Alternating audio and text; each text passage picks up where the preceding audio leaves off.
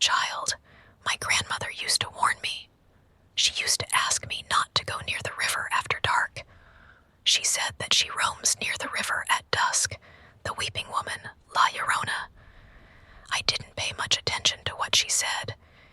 It was nothing more than an old tale, an urban legend that elders used to scare kids into staying close to home, or that's what I used to believe.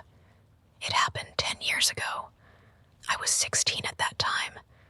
My cousin Diego had just drowned, and I went to his place for the funeral with my family. It was such an unfortunate incident. My cousin went to the river for a late-night swim and fell victim to a strong current. It was strange that they found his body near the same river my grandmother warned us about.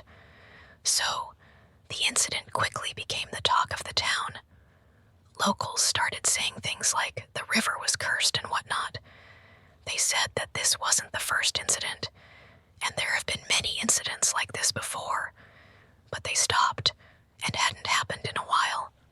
So, the death of my cousin triggered the unpleasant memories of the locals.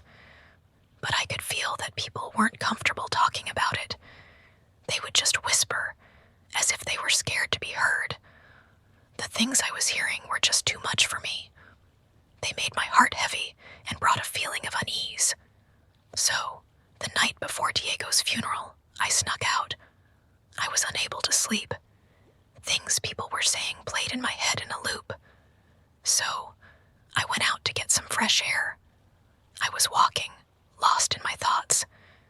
Grief sat on my chest like a stone. I don't know how I got there. To the spot where they found my cousin's body. I had no intention of going to that side of the river, especially after hearing all those things. But it was as if I had no control over my feet. It was past midnight when I got there. The moon was high, clouds drifting past like ghosts, and everything was too quiet. It somehow calmed my thoughts, and I felt like I was at peace. I closed my eyes and was feeling the soothing breeze on my face. It was then that I heard it, a low sob carried on the wind. At first, I thought of it as my imagination and ignored it, but it heard it again, a bit louder this time. It was a woman's voice. She was crying and saying, "My children, where are my children?"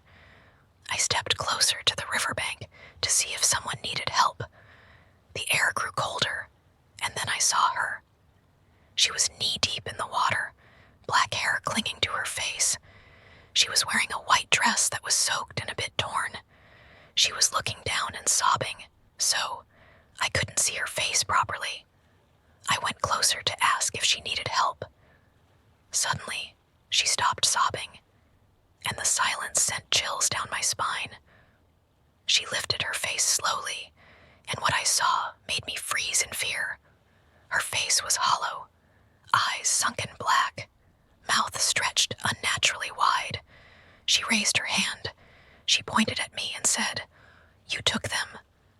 When I heard it, my legs gave out and I fell backwards into the mud. I tried to get away from this place as soon as possible, but I couldn't move, couldn't even crawl. Small hands began rising from the water, dozens of them. They appeared like the hands of the children. I then heard their voices in unison. They whispered, "Stay with us. Come into the water." I have no idea how I got away. Maybe I ran. Maybe I crawled myself from there. Maybe I passed out. When I opened my eyes, it was morning. I was lying beside the river, and my clothes were soaked. I told my grandmother everything. She couldn't believe what she was hearing, and made me promise never to return to that river. And then she told me about her, told me who she was. She said that the woman's children drowned long ago.